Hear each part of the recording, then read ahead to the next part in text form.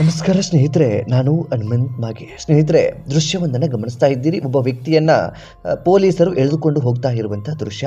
ಆ ದೃಶ್ಯವನ್ನು ಗಮನಿಸಿಬಿಟ್ರೆ ಬಹುತೇಕ ನೀವೆಲ್ಲರೂ ಕೂಡ ಭಾವಿಸಿ ಬಿಟ್ಟಿರ್ತೀರೇನೋ, ಏನೋ ಕಳ್ಳತನ ಮಾಡಿರಬಹುದು, ಅಥವಾ ಇನ್ನೇನೋ ಯಾರ ಮೇಲೇನೋ ಹಲ್ಲೆ ಮಾಡೋದಕ್ಕೆ ಮುಂದಾಗಿರ್ಬೋದು, ಅಥವಾ ಇನ್ನೇನೋ ಸಣ್ಣ ಪುಟ್ಟ ಯಾವುದೋ ಕೆಲಸವನ್ನು ಮಾಡಿರ್ಬೋದು. ಹಾಗಾಗಿ ಆ ವ್ಯಕ್ತಿಯನ್ನು ಈ ರೀತಿಯಾಗಿ ಎಳೆದುಕೊಂಡು ಹೋಗ್ತಿರಬಹುದು, ಕರೆದುಕೊಂಡು ಹೋಗ್ತಿರಬಹುದು ಅನ್ನುವ ಹಾಗೆ ನಿಮ್ಮಲ್ಲಿ ಭಾವನೆ ಉಟ್ಕೊಂಡಿರಬಹುದು. ಆದರೆ ಈ ಕೀಚಕ ಮಾಡಿದಂತಹ ದುರಂತ, ಈ ಕೀಚಕ ಮಾಡಿದಂಥ ವಿಷಯವನ್ನು ಕೇಳಿಬಿಟ್ರೆ ಬಹುತೇಕ ನೀವೆಲ್ಲರೂ ಕೂಡ ಆ ನಾಲಾಯಕನನ್ನ ನಮ್ಮ ಕೈಗೆ ಕೊಟ್ಟುಬಿಡಿ, ನಾವೇ ಕೊಲೆ ಮಾಡಿ ಬಿಸಾಕ್ಬಿಡ್ತೀವಿ ಅನ್ನುವ ಹಾಗೆ ಮಾತುಗಳನ್ನು ಹೇಳಿಬಿಡ್ತೀರಿ. ಯಾಕೆ ಈ ರೀತಿಯಾಗಿ ನಿಮ್ಮಲ್ಲಿ ಭಾವನೆ ಬಿಟ್ಕೊಂಡು ಬಿಡುತ್ತೆ ಅಂತಂದರೆ, ಈ ನಾಲಾಯಕ ಮಾಡಿರುವಂಥದ್ದು ಅಂತಿಂಥ ಕೆಲಸವೇನಲ್ಲ. 6 ವರ್ಷದ ಮಗುವನ್ನು ತನ್ನ ದೇಹ ಚಪ್ಪಲಕ್ಕಾಗಿ ಬಳಸ್ಕೊಳ್ಳೋದಕ್ಕೆ ಮುಂದೆ ಹಾಗೆ ಬಿಡ್ತಾನೆ. ಈ ಒಂದು ದುರಂತಕ್ಕೆ ಸಂಬಂಧಪಟ್ಟ ಹಾಗೆ ಈ ವ್ಯಕ್ತಿಯ ವಿರುದ್ಧ ದೂರು ಕೂಡ ದಾಖಲಾಗಿದೆ. ಇದೀಗ ಪೊಲೀಸರು ಬಂಧಿಸಿ ಬಿಟ್ಟಿದ್ದಾರೆ. ಅಂದ ಹಾಗೆ ಇದ್ಯಾವುದೋ ಬೇರೆ ಬೇರೆ ದೇಶದಲ್ಲಿ ನಡೆದಿರುವಂತಹ ದುರಂತವಲ್ಲ, ನಮ್ಮದೇ ದೇಶದ ಪುಣೆಯಲ್ಲಿ ನಡೆದಂತಹ ದುರಂತ. ಸ್ನೇಹಿತರೆ, ಕಳೆದ ಈ ಒಂದು ವಾರದಲ್ಲಿ ಪುಣೆಯಲ್ಲಿ ಇದೇ ಮಾದರಿಯ 3 ಘಟನೆಗಳು ನಡೆದು ಹೋಗಿಬಿಟ್ಟಿದ್ದಾವೆ. ನಿಮ್ಮೆಲ್ಲರ ಗಮನಕ್ಕೂ ಕೂಡ ಇದ್ದ ಹಾಗೆ ಪುಣೆಯ ನರಸಾಪುರದಲ್ಲಿ ಮೇ 1ನೇ ತಾರೀಕು ಒಂದು ದುರಂತವೇ ನಡೆದು ಹೋಗಿಬಿಟ್ಟಿತ್ತು. ಕೇವಲ 4 ವರ್ಷದ ಮಗುವನ್ನು 65 ವರ್ಷದ ವ್ಯಕ್ತಿ ಬೆಳೆಸಿಕೊಂಡು ಆ ಮಗುವನ್ನು ಕ್ರೂರವಾಗಿ ಕೊಂದು ಬಿಟ್ಟಿದ್ದ. ಅದಾದ ಬಳಿಕ ಅದೇ ತಿಂಗಳು ಅಂತಂದರೆ 5ನೇ ತಾರೀಕು, ಮೇ 5ನೇ ತಾರೀಕು ಪುಣೆಯ ಪರ್ವತಿ ಎಂಬಲ್ಲಿ 9 ವರ್ಷದ ಸ್ವಂತ ತನ್ನ ಮೊಮ್ಮಗಳನ್ನೇ ಒಬ್ಬ ನಾಲಾಯಕ ಮುದುಕ ಬಳಸಿಕೊಳ್ಳೋದಕ್ಕೆ ಮುಂದಾಗಿ ಬಿಟ್ಟಿದ್ದ. ಆ ವ್ಯಕ್ತಿ 55 ವರ್ಷ. ಆ ವ್ಯಕ್ತಿಯ ವಿರುದ್ಧವೂ ಕೂಡ ಪೊಲೀಸ್ ದೂರು ದಾಖಲಾಗಿತ್ತು. ಅದಾದ ಬಳಿಕ ಆ ವ್ಯಕ್ತಿಯನ್ನು ಕೂಡ ಬಂಧನ ಮಾಡಲಾಗಿತ್ತು. ಈಗ ಮೇ 6ನೇ ತಾರೀಕು ಅಂತಂದ್ರೆ ಕಳೆದ 2 ದಿನಗಳ ಹಿಂದಷ್ಟೇ ಮತ್ತೊಂದು ದುರಂತ ಅಂತಹದ್ದೇ ನಡೆದು ಹೋಗಿಬಿಟ್ಟಿದೆ. ಅದ್ಯಾವುದೋ ಬೇರೆ ಬೇರೆ ಕಡೆ ನಡೆದಂತಹ ದುರಂತಗಳಿವಲ್ಲ, ಬದಲಿಗೆ ಪುಣೆಗೆ ಸಂಬಂಧಪಟ್ಟ ಹಾಗೆ ಪುಣೆಯ ಭಾಗದಲ್ಲಿಯೇ ನಡೆದಂಥ ದುರಂತಗಳಿವು. ಇವುಗಳನ್ನ ಕಂಡು ಬಿಟ್ಟರೆ ಬಹುತೇಕ ಏನು ನಡೀತಾ ಇದೆ ನಮ್ಮ ದೇಶದಲ್ಲಿ, ಏನು ಆಗ್ತಾ ಇದೆ ನಮ್ಮ ಪ್ರಪಂಚದಲ್ಲಿ, ನಮ್ಮ ಸುತ್ತಮುತ್ತಲ ವಾತಾವರಣದಲ್ಲಿ ಅನ್ನುವಂಥ ಪ್ರಶ್ನೆ ಉಟ್ಕೊಂಡು ಬಿಡುತ್ತೆ. ಸ್ನೇಹಿತರೆ, ಮೇ 6ನೇ ತಾರೀಕು 6 ವರ್ಷದ ಮಗುವನ್ನು ಈ ವ್ಯಕ್ತಿ ಬಳಸ್ಕೊಳ್ಳೋದಕ್ಕೆ ಮುಂದಾಗಿ ಬಿಡ್ತಾನೆ. ಅದಾದ ಬಳಿಕ ಮುಂದೆ ನಡೆದಂಥದ್ದೇನು ಎಂಬುದನ್ನು ಈ ಒಂದು ವಿಡಿಯೋದಲ್ಲಿ ಗಮನಿಸ್ತಾ ಹೋಗೋಣ. ಸಾಧ್ಯವಾದರೆ ವಿಡಿಯೋನ ಕೊನೆಯವರೆಗೂ ನೋಡಿ. ನೀವೇನಾದರೂ ನಮ್ಮ ಚಾನಲ್ನ ಸಬ್ಸ್ಕ್ರೈಬ್ ಮಾಡಿಕೊಳ್ಳದೆ ವಿಡಿಯೋವನ್ನು ಗಮನಿಸ್ತಾ ಇದ್ದರೆ ಈ ಕೂಡಲೇ ಸಬ್ಸ್ಕ್ರೈಬ್ ಮಾಡಿ, ಹಾಗೂ ಹೆಚ್ಚಿನ ವಿಡಿಯೋಗಳಿಗಾಗಿ ಬೆಲ್ ಐಕನ್ ಕೂಡ ಕ್ಲಿಕ್ ಮಾಡಿಕೊಳ್ಳಿ. ಸ್ನೇಹಿತರೆ, ಅಂದ ಹಾಗೆ ಈ ಒಂದು ದುರಂತ ನಡೆದಿರುವಂಥದ್ದು ಪುಣೆಯ ತೇರ್ನ ಭೀಮನಗರ ಅನ್ನುವಂಥ ಪ್ರದೇಶದಲ್ಲಿ ನಡೆದಂಥದ್ದು. ಈ ಒಂದು ನಾಲಾಯಕ ವ್ಯಕ್ತಿಯ ಹೆಸರು ಶ್ರೀಧರ್ ಲಿಂಬಾಜಿ ಅನ್ನುವಂಥದ್ದು. ಸ್ನೇಹಿತರೆ, 6 ವರ್ಷದ ಬಾಲಕಿ ಮೇಲೆ ಲೈಂಗಿಕವಾಗಿ ದೌರ್ಜನ್ಯ ಯತ್ನಿಸಿದಂಥ ಆರೋಪದ ಮೇಲೆ ಈ ನಾಲಾಯಕ ವ್ಯಕ್ತಿಯನ್ನು ಬಂಧಿಸಲಾಗಿದೆ. ಅಂದ ಹಾಗೆ ಈ ವ್ಯಕ್ತಿ ಗಿರಣಿಯನ್ನು ಇಟ್ಟುಕೊಂಡು ತನ್ನ ಜೀವನವನ್ನು ನಡೆಸ್ತಾ ಇದ್ದ. ಈ ಜೀವನವನ್ನು ನಡೆಸುವಂಥದ್ದು ಅದು ಹೇಗೆ ಇರಬಹುದೇನೋ, ತನ್ನ ಜೀವನಕ್ಕಾಗಿ ಗಿರಣಿಯನ್ನು ಇಟ್ಕೊಂಡು ಜೀವನವನ್ನು ಮಾಡ್ತಾ ಇದ್ದ. ಆದರೆ ಒಂದು ದುರಂತ ಏನು ಅಂತಂದರೆ, ಈ ಮಗು ಪುಣೆಯಲ್ಲಿ ವಾಸವಾಗಿ ಇರುತ್ತೆ. ಬೇಸಿಗೆ ರಜೆಗೆಂದು ತನ್ನ ಅಜ್ಜಿಯ ಮನೆಗೆ ಬಂದು ಬಿಟ್ಟಿರುತ್ತೆ. ಆ ಸಂದರ್ಭದಲ್ಲಿ ಆಟ ಆಡ್ತಾ ಇರುತ್ತೆ.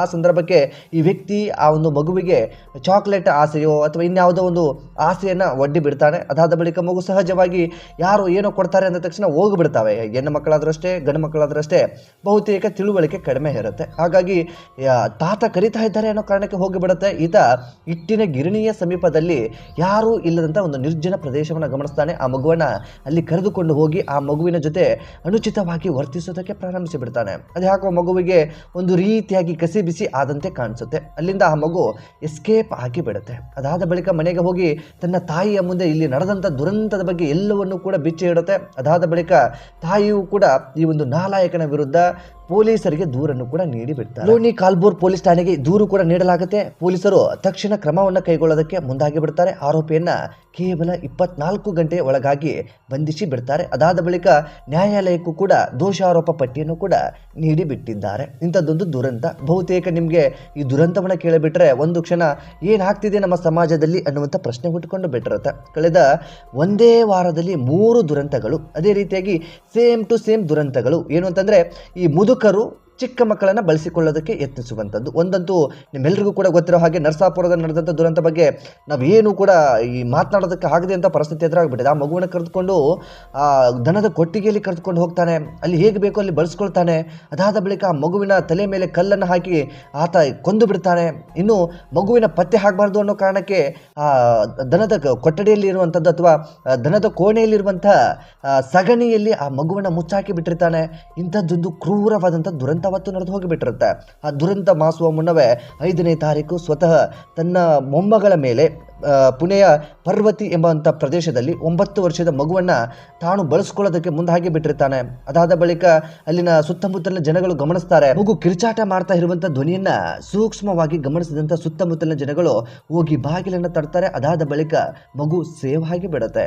ಆದರೆ ಈ ದುರಂತದಲ್ಲಿ ಹಾಗಾಗ್ಲಿಲ್ಲ. ಈ ಮುದುಕರಲ್ಲಿ ಅದೆಂಥ ಒಂದು ಮನಸ್ಥಿತಿ ಉಟ್ಕೊಳ್ತಾ ಇದೆಯೋ ಗೊತ್ತಾಗ್ತಾ ಇಲ್ಲ. ಕೆಟ್ಟ ವ್ಯವಸ್ಥೆಯಲ್ಲಿ ಮುದುಕರು ಕೂಡ ಪಾಲ್ಗೊಳ್ತಾ ಇರುವಂತದ್ದು ನೋಡಿದ್ಬಿಟ್ರೆ ಬಹುತೇಕ ಯಾವುದು ಸೇಫ್ ಅನ್ನುವಂಥ ಪ್ರಶ್ನೆ ಮುಟ್ಕೊಂಡು ಬಿಡುತ್ತೆ. ಅದರಲ್ಲೂ ಕೂಡ ಪರಪುರುಷರಿಂದ ಈ ರೀತಿಯಾದಂಥ ತೊಂದರೆಗಳು ಕೂಡ ಆಗ್ತಾ ಇದ್ದಾವೆ. ಬೇರೆ ಕುಟುಂಬದವರಿಂದಲೂ ಕೂಡ ಈ ರೀತಿಯಾಗಿ ದೌರ್ಜನ್ಯಗಳಾಗ್ತಾ ಇದ್ದಾವೆ. ಅದರಲ್ಲೂ ಕೂಡ ಸ್ವಂತ ತಮ್ಮ ಮನೆಯಲ್ಲಿ ಇದ್ದಂಥ ಅಜ್ಜನಿಂದಲೂ ಕೂಡ ಇಂಥ ತೊಂದರೆಗಳು ಈಡಾಗ್ತಾ ಇದ್ದಾವೆ. ಮೊಮ್ಮಕ್ಕಳನ್ನು ಯಾರು ನೋಡ್ಕೊಳ್ಳೋದಕ್ಕೆ ಸಾಧ್ಯ ಅನ್ನುವಂಥ ಪ್ರಶ್ನೆ ಇದೀಗ ಹುಟ್ಟಿಕೊಂಡು ಬಿಡ್ತಾ ಇದೆ.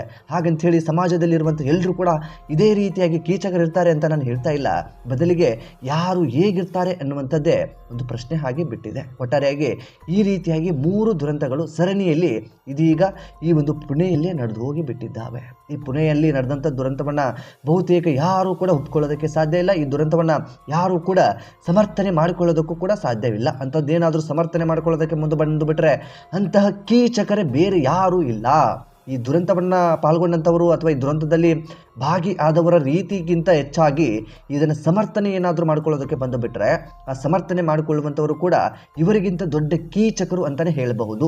ಇಂಥವರಿಂದನೇ ಇವತ್ತು ನಾಲಾಯಕ ಪರಿಸ್ಥಿತಿಗಳು ಉಟ್ಕೊಳ್ತಾ ಇದ್ದಾವೆ. ನಾಲಾಯಕ ಮನಸ್ಥಿತಿಗಳು ಕೂಡ ನಮ್ಮಲ್ಲಿ ಉಟ್ಕೊಳ್ತಾ ಇದ್ದಾವೆ. ಈ ಶ್ರೀಧರ್ ಲಿಂಬಾಜಿ ಅನ್ನುವಂಥ ವ್ಯಕ್ತಿಯನ್ನು ಕೂಡ ಇದೀಗ ಪೊಲೀಸರು ಬಂಧಿಸಿದ್ದಾರೆ. ಅದೇನು ಕಾನೂನು ಕ್ರಮ ಇದೆಯೋ ಆ ಕಾನೂನು ರೀತಿಯಲ್ಲಿ ಎಲ್ಲವೂ ಕೂಡ ಮುಂದುವರಿತಾ ಇದೆ. ಈ ನಾಲಾಯಕ ಈಗ ನ್ಯಾಯಾಂಗ ಬಂಧನದಲ್ಲೂ ಕೂಡ ಇದ್ದಾನೆ. ಇದೆಲ್ಲವನ್ನು ಕೂಡ ಕೇಳಿಬಿಟ್ರೆ ಇಂಥವ್ರು ಯಾಕೆ ಉಟ್ಕೊಳ್ತಾ ಇದ್ದಾರೆ ನಮ್ಮ ಸಮಾಜದಲ್ಲಿ, ಇಂಥ ಸಮಾಜದಲ್ಲಿ ನಾವೆಲ್ಲರೂ ಕೂಡ ಬದುಕ್ತಾ ಇದ್ದೀವಾ, ಮುಂದೆ ನಮ್ಮ ಪರಿಸ್ಥಿತಿ ಏನು, ನಮ್ಮ ಮಕ್ಕಳ ಪರಿಸ್ಥಿತಿ ಏನು ಅನ್ನುವಂತಹ ಪ್ರಶ್ನೆ ಈ ಸಂದರ್ಭಕ್ಕೆ ಹುಟ್ಟಿಕೊಂಡು ಬಿಡುತ್ತೆ. ಸ್ನೇಹಿತರೆ, ಈ 3 ದುರಂತವೂ ಕೂಡ ನಮ್ಮನ್ನೆಲ್ಲರನ್ನು ಕೂಡ ನಡಗಿಸಿದಂಥ ದುರಂತಗಳು ಇವೆಲ್ಲವೂ ಕೂಡ.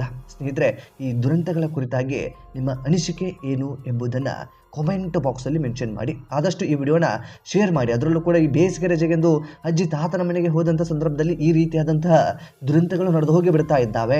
ಹಾಗಾಗಿ ಹೆಚ್ಚು ಹೆಚ್ಚು ಈ ವಿಡಿಯೋಗಳನ್ನು ಪೋಷಕರು ಇರುವಂಥವರಿಗೆ ಶೇರ್ ಮಾಡಿ. ಅದರಲ್ಲೂ ಕೂಡ ಹಳ್ಳಿಗಾಡಿನಲ್ಲಿ ಈ ರೀತಿಯಾಗಿ ವಾತಾವರಣ ಕಲುಷಿತವಾಗ್ತಾ ಇದೆ ಅಂತಂದರೆ ಅದೆಲ್ಲದಕ್ಕೂ ಕೂಡ ಏನು ಪ್ರಚೋದನೆಯೋ ಗೊತ್ತಾಗದಂಥ ಪರಿಸ್ಥಿತಿ ಎದುರಾಗಿ ಬಿಟ್ಟಿದೆ. ಸಾಧ್ಯವಾದಷ್ಟು ಈ ವಿಡಿಯೋನ ಶೇರ್ ಮಾಡಿ. ನಮ್ಮ ಚಾನಲ್ನ ಸಬ್ಸ್ಕ್ರೈಬ್ ಮಾಡಿಕೊಳ್ಳದೆ ವಿಡಿಯೋವನ್ನು ಗಮನಿಸ್ತಿದ್ರೆ ಈ ಕೂಡಲೇ ಸಬ್ಸ್ಕ್ರೈಬ್ ಮಾಡಿ ಹಾಗೂ ಬೆಲ್ ಐಕನ್ ಕೂಡ ಕ್ಲಿಕ್ ಮಾಡಿಕೊಳ್ಳಿ. ಮತ್ತೆ ಮುಂದಿನ ವಿಡಿಯೋದಲ್ಲಿ ಸಿಗೋಣ.